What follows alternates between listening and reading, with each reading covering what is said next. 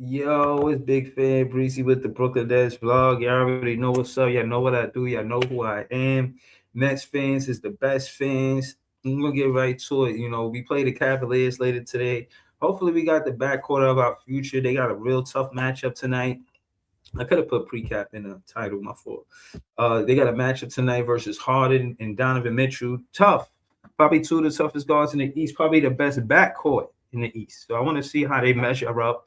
Claxton is out. I want to see how Daron Sharp measures up versus Mobley and Jared Allen. He got a tough task tonight. Noah Clowney could keep it close. And Noah Clowney is the X factor in this game. He has to knock down that elbow three, corner three, or whatever three he's going to be taking. You know what I'm saying? Shout out to Daniel Berry Sports Highlights in the chat. Shout out to you, bro.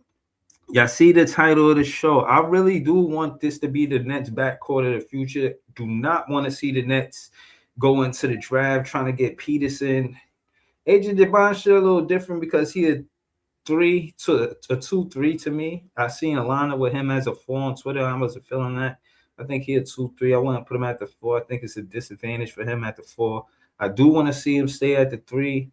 That being said, you already know what it is, man. I ain't finna hold y'all a long time. I just want to give a special thank you to the members of the page: Maria Signal Moore, Jelio, Marcus, Ness DNA, Beeman Boy, Joey BK, Cooney, Jean Philippe, GIHF Carter, Brooklyn LM, Mr. Seahorse, J Noel 24, Javon Ship, Big Homie Stay Silent, Leaf 4788, Sam Edelman 5187, Alicel 3, G Wiz 911. You know what I'm saying? Shout out to all of the members of the page. I appreciate y'all. Shout out to Brooklyn Go Crazy CJ. He said drop the link. That's for sure. That's for sure. I'm gonna pull up the content. Tap into the content. I want you to help me recap the content. I'm about to pull it up. We're gonna talk. We got a few things to talk about, mainly the guards in this draft and Kingston Fleming. I think it was another guard somebody kept telling me about that I had got tagged in. I'm partly doing this stream because of him. Where he tagged me in something, he told me to check out a player, so I'm here for it. I'm here for it. Let's see. Here you go. He said, no, Keaton Wagler. Okay. So this is what he said, Keaton Wagler. So we're gonna go check out Keaton Wagler. We're gonna talk about Darryn Peterson and his availability and should that scare the Brooklyn Nets off or even other teams. You know what I'm saying? We're gonna talk about it. We're gonna talk about Keaton Wagler. We're gonna talk about his game. I'm interested, you know what I'm saying?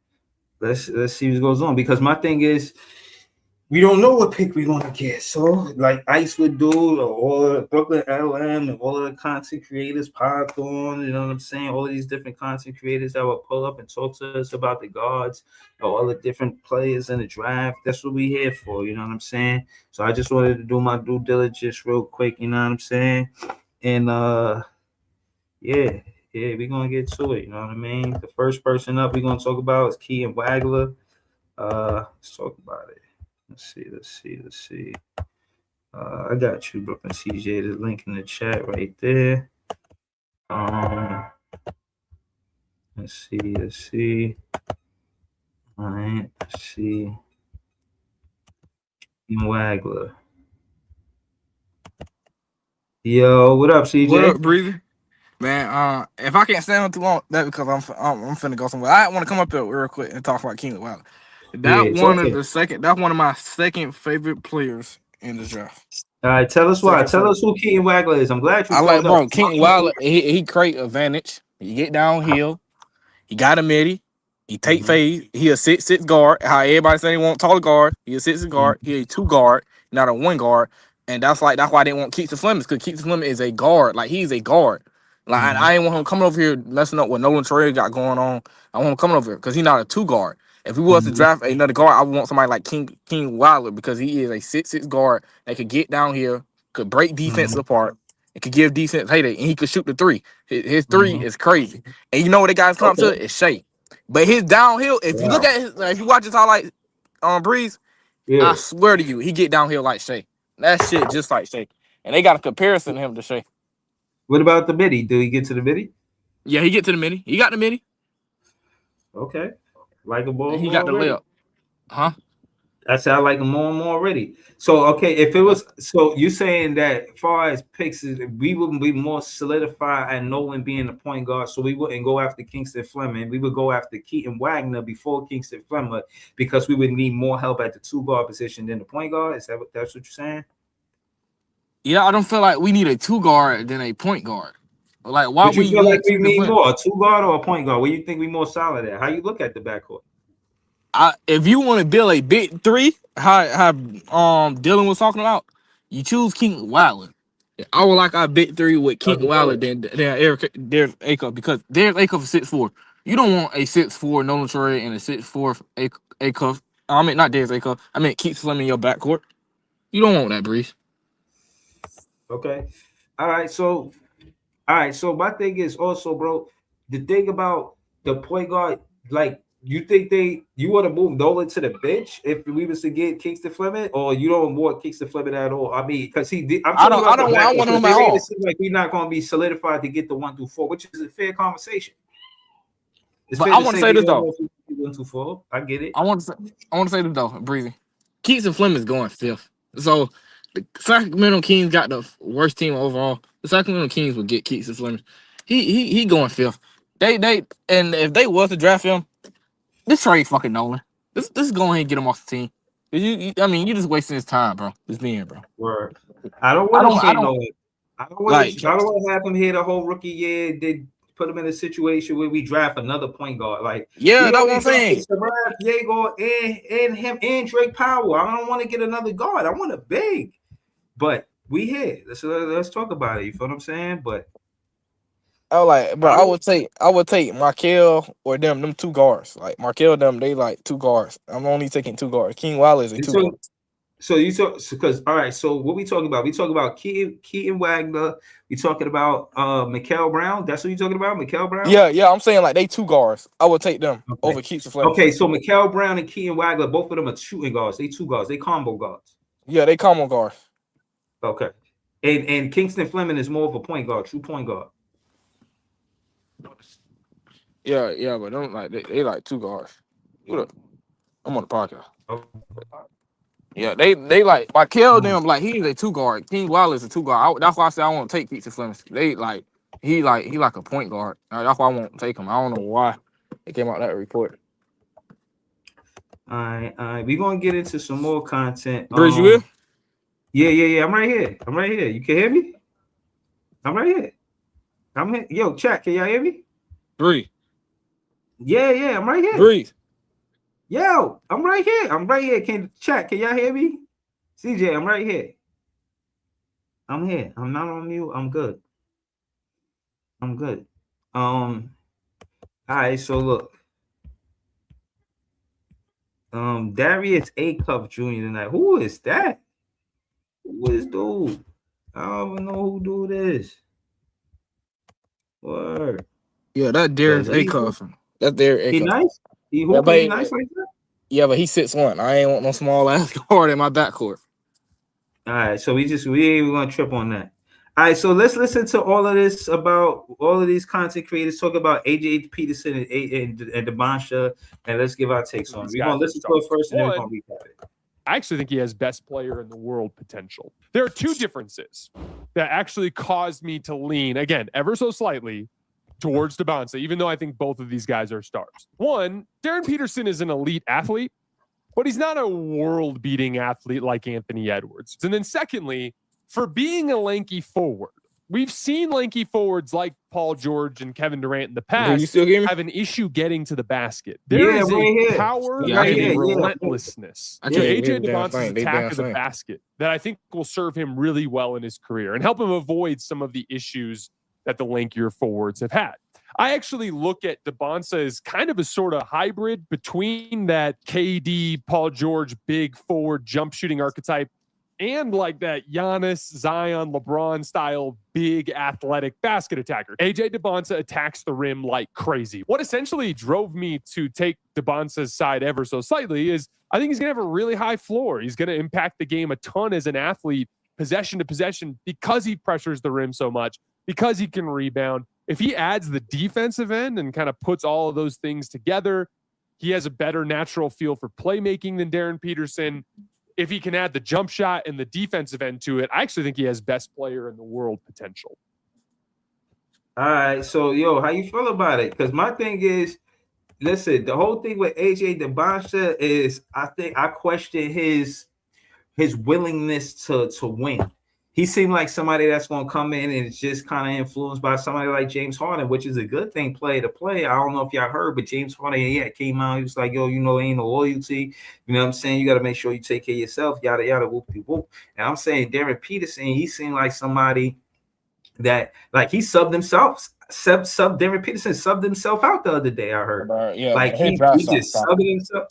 Yeah, he just subbing him. He just doing what he wants. If he got that kind of power as a rookie, as a freshman in college, when he's a rookie in the NBA, he is somebody that's going to be a big voice in the locker room, in my opinion. And he is going to shake the scene with the front office. Like, I don't like this coach, or I like this coach. He ain't going to just fall in line player. Let me see what the system is. He is I am the system type of players. So I don't know, man. I don't know if Darryn Peterson go for the Brooklyn Nets. He missed like 11 games. I don't know, man. I'm shying away from Darryn Peterson, man. I'm not taking away from his talent to say he's not a good player. He's a good player. But to fitting wise, again, I'm not saying pass on him. And if he's the 4th or 5th, we talking about if he's the number 1 pick. If he's the number 1 pick, that's what they talking about, bro. I don't know, man. I don't know. Still wait for that, man. Still wait for that. Hold on. CJ, did the 2nd, 3rd, and 4th player, those players, did they all play more games than Darryn Peterson? Yeah. Caleb, Boozer, all them guys play more games than them. Them guys, like, they actually hurt. Peterson, he missing games. He think he MJ. He think he done won 6 damn championship. He think he done made. He think he won MVP. The thing he called himself out. I already see people talking about his draft stock. His draft stock started to drop. You saw what Stephen A said about him this morning. No, we finna get into that. Because my thing is, it's interesting on how the big media is looking at this draft, because if they saying this stuff about him now, then it's like, damn, you know what I'm saying? But what did he say? What did Stephen A say? They were like, I forgot what he was saying. He was saying he dropping the drop. He say it's the people who are around him, let him doing the stuff like that. And he was like, they gotta stop this, man. He said he's scared. He said he's scaring GMs off for drafting him. He said he shouldn't even be drafted one. He he started to question, do he love the game of basketball? Mm-hmm. He said, well, how did you missing so many games if you getting paid for it? He said you making $millions of dollars. Let's talk about it. And then they say, well, Darryn Peterson, Kobe, he got his mama Metallic. Well, mama Metallic, Kobe plays 2 games. 20 points per game. Motherfucker, Kobe ain't missed no goddamn games for the Jayhawks this season. What in the world is going on? And I don't know what First Take be doing, but sometimes I just be want to go up on that show so bad, Breeze. Because how the hell you don't talk about Caleb, man? You talk about A-Cuff and all these other guys. They fucking irrelevant, man. Bump them. The real guy they should be talking about on that is that number 4 right there. Number 4, number 8 right there. That's the real guy. All right, we're gonna get into it. We're gonna listen to the content, then we're gonna recap it. We're gonna get into it right now. As y'all can see, this is the protected top draft picks 1 through 5. Peterson at 1, AJ Dybantsa at 2, Boozer at 3, Caleb Wilson at 4, Kingston Flemings at 5. You debate this? You think it should look like this? How should this look? To you, CJ. Talk to us. If me, I'm picking Caleb over Boozer if I was the GM. But I ain't got no problem with it. It is. Okay, all right. We're gonna get into the content. Peterson should be 1. Hell no. Okay. Let's get to it. Despite the sitting out issues, ESPN's Jeremy Wu is Darryn Peterson going first overall in the 2026 NBA draft. Peterson is averaging 20 points per game, but has missed 11 games for the Jayhawks this season. What in the world is going on here? What is going on? Anybody got Jeremy Wu number? I got to call him. You know what? I was about to call him too. Let me. I heard y'all. The only reason I want to go first on this because I heard y'all on Get Up. Let me say this. There is no team in hell that should grab Darryn Peterson number 1. You cannot do it. The first ability is availability. And my brother, Darryn Peterson, I hope you watching because I'm talking directly to him and whoever his family members, his inner circle, whatever, whoever they are. What the hell is going on? You are a college player. There's 24, 25 games. He's already missed about 11 or 12 games. You pull yourself out. You made a J and then looked at the coach. I want to get out of here. And it ain't the first time he's done it. And these games that he's missing, cramps, flu, what? I can't believe what I'm seeing from this guy. This guy is a sensational player. Talent-wise, I'm an AJ Dybantsa fan. Talent-wise, though, I understand why everybody's looking at Darryn Peterson and saying that brother is something special. He could be number one. This is business. I can't trust him. I cannot. I'm looking at him on the camera. You cannot be trusted. You can't. The NBA is a business. It's 82 regular season games. If you are already a professional, you invoking your own load management. Think about that. You are a freshman in college. And you already engaged in a load management. It don't get better. How can I trust you? How can I invest in you? When you get paid, ladies and gentlemen, it's not just because of what you do. It's not just because of your ability. It's because you're also trusted to produce into the future. How can you trust him? Look at Bill Self. This is a national champion, one of the greatest coaches in the history of college basketball, who has been around for decades. Is sitting there shaking his head. I thought we were past it. I don't know what to, he don't know. If he don't know, how an NBA team gonna know? How an evaluator's gonna know? How a team is gonna, could you imagine if he's on an NBA squad and you drop 20 points in the first half and you hit a J right in front of your in the bench and then turn around and look at your coach and say, pull me. Get me out. Why? Cramp?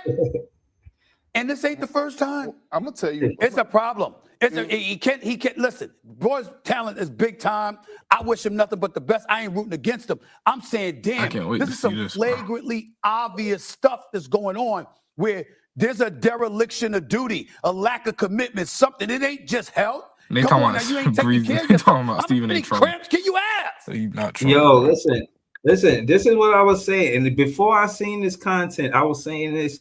You know, shout to Dylan. I was going at it with him, and he was mentioning Kyrie Irving, and I even told him, like, he ain't going to have LeBron James come on his team. It ain't the same thing. We don't know what Kyrie Irving look like as a player. Do he has a championship under his belt without LeBron James? I'm just keeping it real. So I didn't like the comparison because at the end of the day, I do see a lot of similarities in Kyrie Irving and you know what I'm saying, and Darryn Peterson. Not in the way they play the game, just the politics around it. And case in point is Stephen A. was right about, and I said this prior, about the consistency. How available is he going to be? I mean, depending on where he goes, CJ, we don't know if the fan base is going to be ready to see a star sit out, and because of what? Like, he don't even like Darryn Peterson, in my opinion, is showing that this is the bad side of players gaining power in the NIL situation when they could tell the coach, I'm coming out the game, and you not. I want to say this, Bree. Like, what? I don't understand that on a competitive entertainment level. Help me understand, bro. Like, what's going on? I mean, I don't understand it too, man. He been like I say, he ruined his draft stocks. It was a report that GM's now scared to draft this kid, man. He done now scared GM's off with that shit. That shit he pulled last night, telling coaches to sub me out. Imagine he would have done that shit in the first quarter of the NBA, bro. Yeah, bro. At the end of the day, again, Kevin Young is somebody supposed to be respected. Like, I did an interview with Miles, and he used to play hoop at D1 in college, and he mentioned Kevin Young, and that coach got a lot of respect since. And I'm saying that to say he's saying that from a perspective from an actual D1 player. Now, I mentioned that to say, bro, this is unheard of. I've never heard of a player just looking at the coach on camera. You just doing that shit in front of everybody. To me, it has an air of arrogance. It's a certain I know I'm that. You didn't prove anything yet, regardless of how talented you are. There's a lot of talented players that didn't win a championship. He could easily be one. And at the end of the day, you're trying to see whether or not everybody was talking about, oh, this draft is way better than the 2025 draft. You see these players, and then one of these players is having this certain aura about them of where they just are like almighty and they ain't even touch the NBA floor. I mean, you could just sub yourself out. Like, and I'm not saying it in a sense like, you know, he hurt and like, yeah, of course, if you're feeling away, but it just seemed like we winning big. I don't need to be playing this. I don't need to be competitive. Like is he saving all his energy for the NBA? Like, I don't know. You know what I'm saying? But I'm saying for the Brooklyn Nets. They say he's trying to get his body right, Breeze, for the NBA or some shit, man. Listen, what I don't know. I'm saying for a second year going to be a third-year head coach in Jordy Fernandez, he doesn't need to try to coach that. He doesn't need to try to have somebody. It's gonna be me. It's gonna be me. It's gonna be me, JT. I don't like that. I don't think that he, you know what I'm saying, he good for the Brooklyn Nets.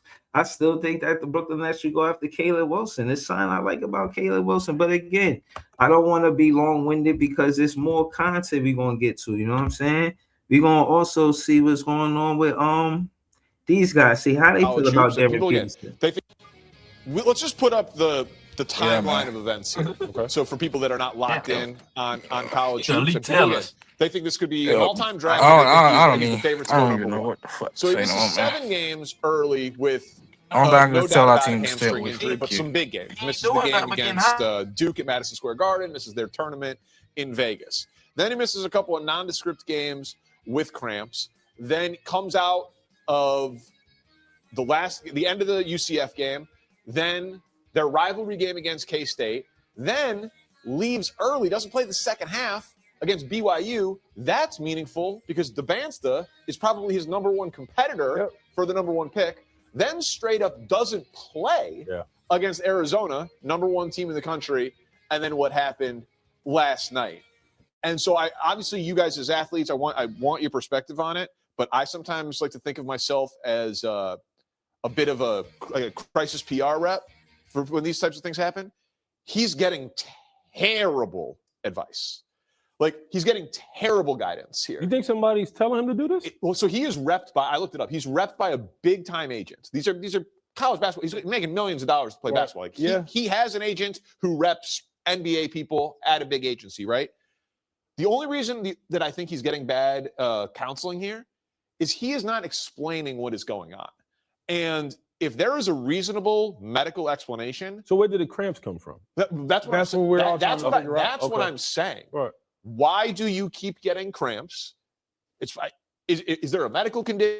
Sure. Is there because what is happening now is, are you load managing? Yeah. Like, are you load managing your college career? And are you? And again, I don't know. But when you keep doing this without any real explanation, and your coach says, Hall of Fame coach Bill Self, he has a ton of credibility in that program, in that state, in that sport. Bill Self. He's a Hall of Famer. Correct. Oh, I thought he was going back in, and he wasn't. He needs to, because at some point he's going to need to explain this to the NBA. So you may as well explain it now, because based on your talent, you're going to be the number one pick in the draft. And I think I would still pick him because he looks like Kobe. He looks like Dwayne Wade. But if he doesn't love basketball, I need to know. And I don't know if that's what's going on, but all of those questions come into play when you don't explain what's going on.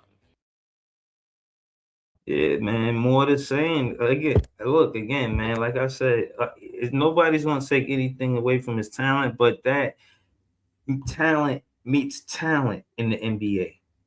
And then, don't know who's the winner? The winner is the hungry dog.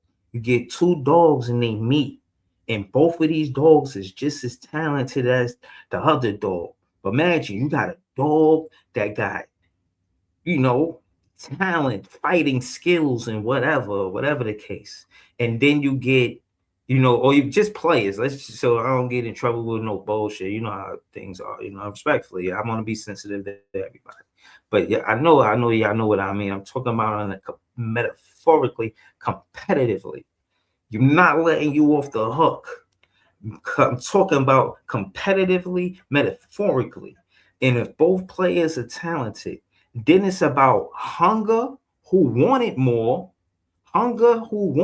same thing. Hunger, who wanted more, and who's willing to do what it takes to be a winner, to be a champion, to be what does it mean that much to you in basketball? As a fan, I'm a big fan. It means a lot to me to watch basketball. I love basketball. But imagine a player. Two different players. You got one player that say, yo, I'm not here for the fans. I did this for my family. I'm talented. I'm blessed with this. And, you know, it is what it is. And they win in that life. They don't care if they lose the basketball game because they win it at life. That's a mindset. Or you got a player that want to win the game. They know they win in that life, but this game is important to them, and every game is important to them. We need a player that knows that the Brooklyn Nets doesn't have any NBA championships, and they want to change that. We need to give them a straight pole. You know what I'm saying? Word. Oh shit! I wanted to see something too, because I wanted to see.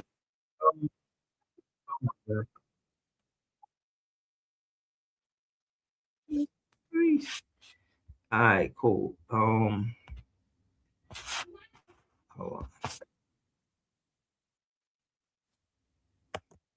All right, cool. So basically, what I want to do, I think I know how to put a poll in the chat.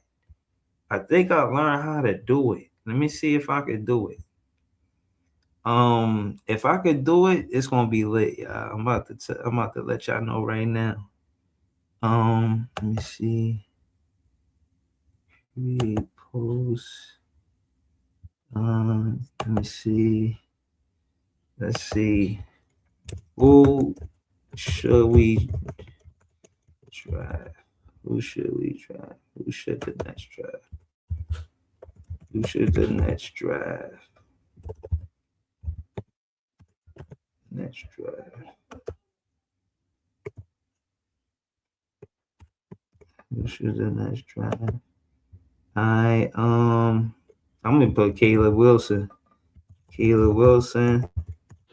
Or Darryn Peterson, man. Let's get to it. You know? You know what I'm saying? Let's get to it. Let me see if it'll pull up. I want to see if it'll pull up while I'm live. Yeah, man. All facts, yo. I'm telling you. I want to know. All right, hold on. Let me see something. Yeah, so it's just more of the same. It's more of the same. Everybody's saying the same thing about them. Let's get into some Brooklyn Nets content. Know what I'm saying? More. Hold on. Did it happen? Nah. Damn, the poll ain't happening. Poll. Let's see. All right. Let me try it this way.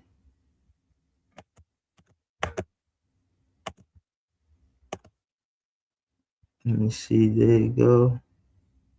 Y'all could click on that link right there, and maybe that's the poll. I wanted it to scroll across the screen, but that's all good. Meeting league benchmarks like the 65 game threshold isn't just about award eligibility. It's about being reliable for your teammates and the fans. Nolan Traore told me he's already aiming to play for a long time, even at 19. See, he trying to make space in this league. We got an interview with Nolan Traore.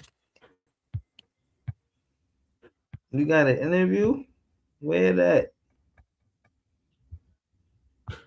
Where that? But yeah.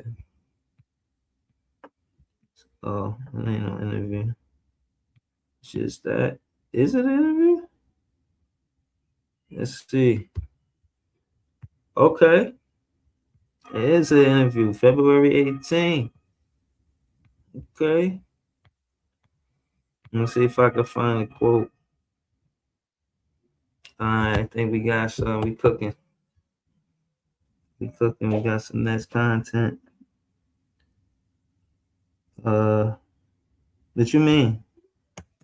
What you mean by that? GIHF_Carter, member on this page, he said AJ should be next primary option. Khalid number 2. We don't need an injury prone prospect or a non-athletic big. Okay. I hear you. Game on at 7:00, man. You know what I'm saying? Leaf might be doing the play-by-play. You know, I just pulled up to talk about the backcourt. How y'all feel about the backcourt? You know, y'all think y'all like what's going on? Yeah, I do want the credit. I do want the credit that I did say that Diego is the 2 and Nolan Traore is the point guard. I do want the credit. So you guys want to give me the credit, you could give me the credit. You could give me a super chat and say, yo, Breezy, you were right. You know, they could just say that in the super chat. A little $2 super chat just to say you were right about Nolan Traore running point. Again, we did what we were supposed to do. We got 2 guards out of the draft. We drafted 4 guards. We got 2 in the starting lineup. Keep those guys. You keep those guys. You know what I'm saying? You put them in a situation where they can win. That's a fact. You do that, we can't lose. You know what I'm saying? We can't lose. We do that. Lucas in the chat, he said Nolan for me is a 6-man long term. Diego point guard, AJ 2 guard, Nolan coming from. Mad at that. I'm not really mad at that, especially in his first 2 years. I'm not mad at that. Y'all prioritizing AJ Dybantsa over Caleb Wilson. I'm not mad at that. I'm here to talk basketball with y'all. I'm not here to argue with y'all. I say that energy for the Knicks fans. You know what I'm saying? The Buck fans and whoever else. You know what I mean? Y'all already know what it is. Net fans is the best fans. Like, share, comment, subscribe. You know what I'm saying? We got some net fan content. We hot. We out here. All right. So this is exclusive. Nolan Traore is focused on a long, successful career. An exclusive feature with Nolan Traore on the correlation between success and availability and his approach to each. This was yesterday. We had it early, and just a little over 24 hours. You know, we had it. I ain't finna read all of this. I'm trying to get to the Nolan Traore part. Where's that?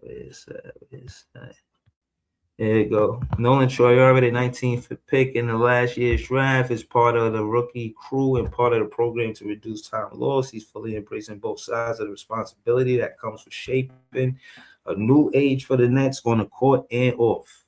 As part of that, he's big on preventive performances, so to speak, trying to limit the games he loses at this level. He had a bulky knee in France.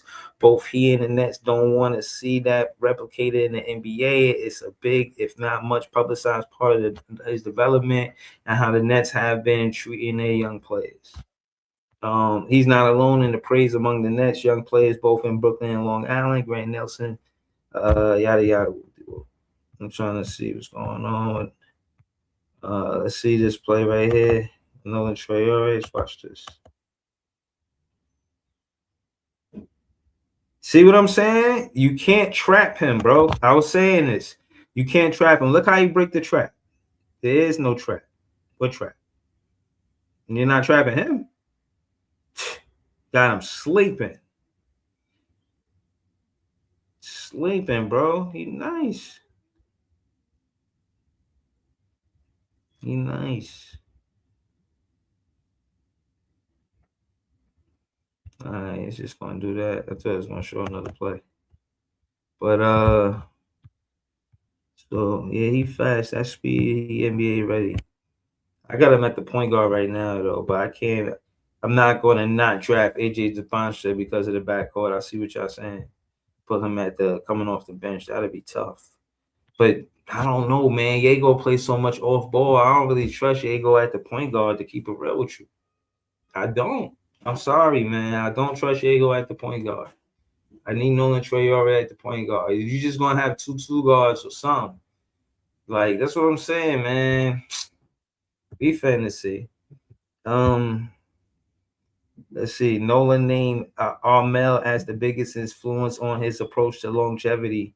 What's this? Traore's focus on his body runs deep as blood. His brother Armel Traore has dealt with hand, quad, ankle, and back injuries while playing professionally in France over the past 4 years, enduring a brief stint with the Los Angeles Lakers.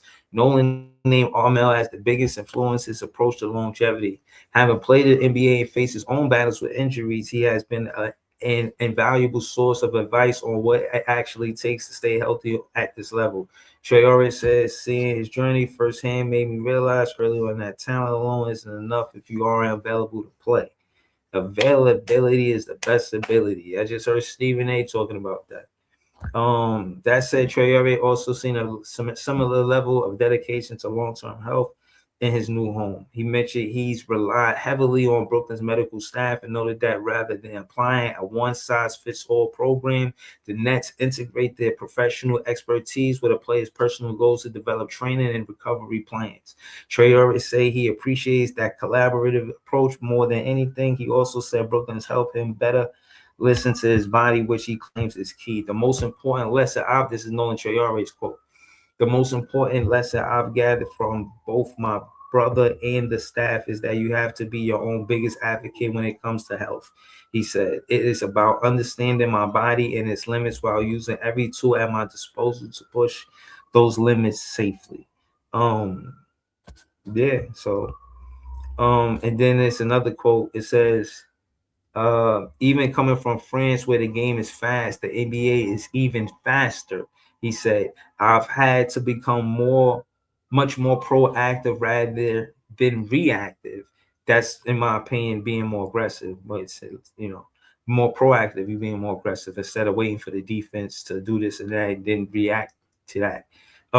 It's no longer just about recovering after I feel fatigue. It's about preparing my body days in advance to absorb that nightly impact. In this league, you can't just play through the grind. You have to stay ahead of it. Okay, Nolan Traore, I see you. The French Falcon. Yeah. Okay. Then on the court, Traore also noted he wears a custom brace made by Better Guard that gives him a unique blend of support and flexibility. If you haven't seen Traore play, trust me, the ability to stop and go in an instant is a pretty important part of his game. Because my game relies on being shifty and change of direction, I can't afford to feel restricted, he said. It's the only brace I've found that feels completely natural and fluid while I'm moving, but activates instantly to protect my ankle the moment there's a risk of injury. It gives me the confidence to play my style without compromise. We see. Let's look at this play with Nolan Traore. Straight to the paint. I love this play. Yo, I was talking about this play. I'm telling you, bro. The NBA is starting to recognize this, man. Shout out to Colin Holloway for making this content. Yeah. So that's pretty much it. You know what I'm saying? I'm not gonna read the whole thing. I'm not gonna go through the whole thing. I just wanted to pull up to let y'all know to watch the game, man. Be happy that some NBA basketball is back. You know what I'm saying? I'm finna watch the game and come on at 7, so I'm gonna get ready and all that. Dren 23 said, Breezy, you saw the new rules for tanking going into effect next season. Guess you can touch on that after the game. Nah, I got you. I'm gonna get to it right now. And then I'm gonna close out. You know what I'm saying? But yeah, man, we out here, man. We out here for the content. You gotta know that.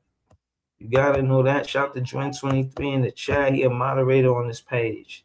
I'll employ all the moderators to become members of the page, man. I rock with y'all, man. Y'all be keeping me on point too. And I had this as content for us to look at. I just forgot about it. But yeah, man. I like Nolan Traore, but I still miss Cam Thomas. I ain't gonna hold you, but I'm rocking with Nolan Traore. He makes the pain go away. He helps the pain go away. Nolan Traore is a good point guard, man. We need to make sure we invest in him. I don't want to see nobody cut into his playing time. We really developing him to be a good player. Let's see, because I did have that content. Let me see if I can get it. Man, it's that the new tanking rules next year. Got it. Booyaka.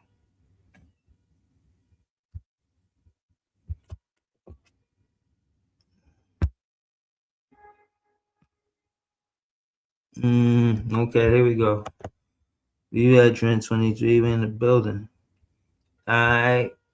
So here you go. This is what they saying for next year. Shams, he reported multiple sources will launch a Thursday's GM meeting as well. Hold on. Yo, what up, John? Hey, Breeze. Hold on. They said, let me get to it again. Okay, here you go. Multiple sources will launch a Thursday's GM meeting as well as a late January competition committee meeting told ESPN that the following concepts have been discussed to curb taking. First round picks can be protected only top 4 or top 4 negative 14 plus with all that. Okay. Lottery odds freeze at the trade deadline or a later date. Okay. No longer allowing a team to pick top 4 in consecutive years in or after consecutive bottom 3 finishes. Okay. Teams can't pick top 4 the year after making conference finals. All right. Lottery odds. That sound like the Pacers they talking about. Lottery odds allocated based on 2-year records. Lottery odds allocated based on 2-year records. Okay. Lottery extended to include all play-in teams. Flat odds for all lottery teams. Now, the last part of this I like the most because show us. Y'all really going to put it up like that when y'all got all of the different balls, and y'all put it in the big bucket and show us y'all put it in there, shake it up, or put all of the names in that big hat and then shake it up and then look in there and see what team come out from 1 through 30. Now I'm saying that to say, one in the lottery. You know, if you want to keep it clean, then keep it clean. You know what I'm saying? Keep it clean. You know, are these teams wrong for doing what they're doing, or is the NBA wrong for not showing the teams how they get the actual team selected? Are they being transparent? Are they showing you when they got the pick? Are they like Wheel of Fortune? Is it, you know what I mean? It's the things floating in the big bowl, and then you just pull it out like that. Is that what we need to see? As a fan, let me see that. That's what I need to see. But it is what it is, man. What you got on this, John? I see you pulled up for this part of the show. What you got on this part? I mean, it gets better now than never, but I kind of wish this was implemented before last year's historic draft, because the Cooper Flag thing, I think a lot of people still feel pretty upset about it. The fact that even all top 3 guys went to teams that are competing for something as opposed to teams are rebuilding. Wonder if the NBA played a bad part in that. So I definitely agree with some of these rules. The best one for me is the one where it says no longer allowing a team to pick top 4 in consecutive years, like Wizards, all those other teams that constantly be in the lottery. They can't get top picks multiple years. They're supposed to be showing some type of progression. So I like that one. I also like the one where you can't get a top pick after making conference finals. I mean, OKC, the fact they have a lottery pick right now and still in this draft is scary. Same with the Spurs. They're like one of the best top 2 teams right now in the West, and the Hawks owe them a pick. So, yeah, it's definitely kind of bad that top teams still have a level of power in the lottery system when the lottery should only be for teams in rebuild mode or semi trying to compete for anything at this point. I feel like contending teams should have no part in the lottery. So I feel like some of these things are good. It's just too little too late, though. But be specific. So my thing is flat odds for all lottery teams. Some of that I want to see. That's specifically what I want to see. Lottery extended to include all playing teams. I want to see that. Some of these 2 keep some of these teams honest. You know, it puts him in our wild tank while we need to see if we can find cohesion and chemistry with this roster. Let's not try to do all of that. And then again, with Sean Marks, they might change things for a lot of teams too. He took 5 players. If Sean Marks could follow through and keep Nolan Traore and Wagler at 1 and 2, and still have essential roles for Wolf, Powell, and we really ain't got a lot of stock in Saraf. Let's call it what it is. If he got 4 out of 5 right in this draft, and they decent role players, you know, not necessarily stars, but if they look like they could be starters, that means that he got late picks and made them starters, and that could be contingent on availability or whatever the case is, but it's still the fact of the matter. So you got Clowney, late first round or later part of the out of the lottery. He's a starter. You got Wagler, you got a lottery pick, starter. 19th pick, starter. You getting these first round picks and they becoming starters. It's going to start changing maybe the way teams say, especially if the rules change. You know, they're going to start valuing one pick. Like, damn, are we really tanking a whole season for one player? Like, that shit will change a lot too, especially if the odds change and the lottery extended to include all playing teams. It's going to switch the percentages maybe from 14% to, I don't know, 10% or whatever. I don't know. But I'm saying that to say, I do think that it changes things. You know what I'm saying? GIHF underscore Carter said lottery odds based on 2-year records is huge as well. Yeah, man. Like, because it's like we know you're going to lose in that season when you know your draft pick is there.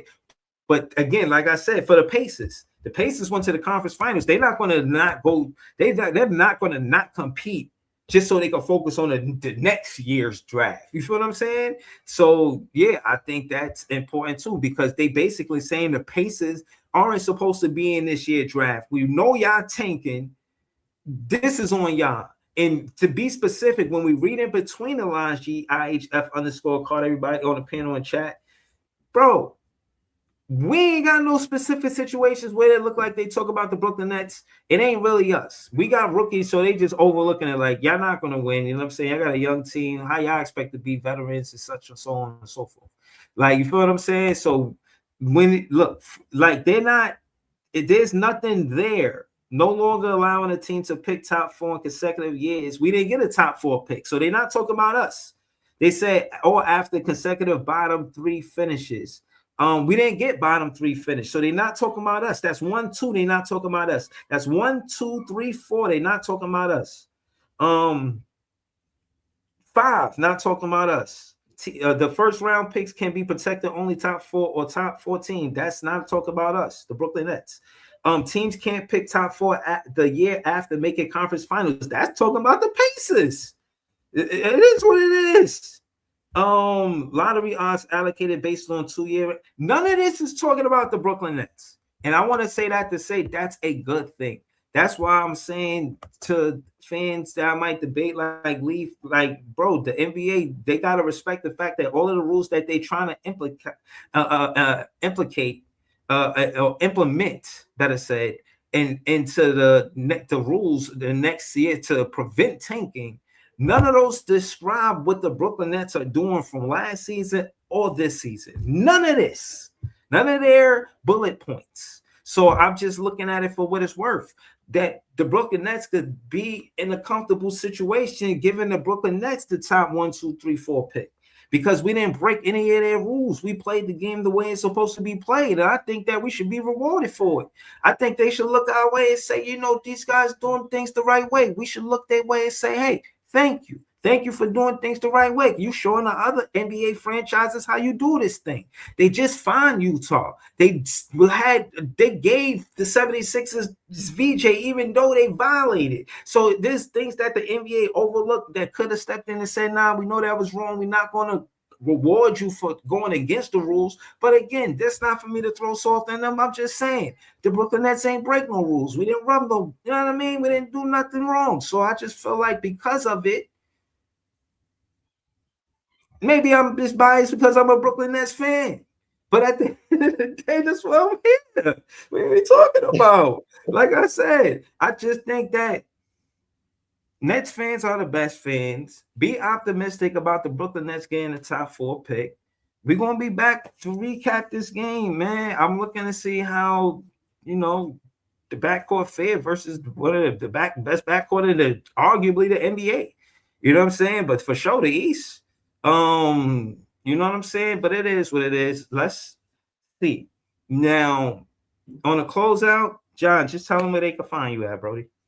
Yeah, shout out to you, Breeze. Good show as always. If you want to talk fun basketball, Eric and BK Nets on Twitter. Have some good, fun Brooklyn conversations. And just want to shout out the fans. It's been a tough year, but content creators, man, have been creating the best content possible. And this summer, I really do hope we cash in all those chips and get a generational franchise we're going to call top talent to really build with the guys we drafted this year, because that core 6 is going to be essential to where we want to be the next 4 to 5 years. And I think the Brooklyn Nets, the fans have paid their dues long enough. It's time to start being on the uprise and make some good history this summer. So shout out to you, Breeze, and shout out to the Brooklyn base. So let's get a top guy this summer. Let's do it.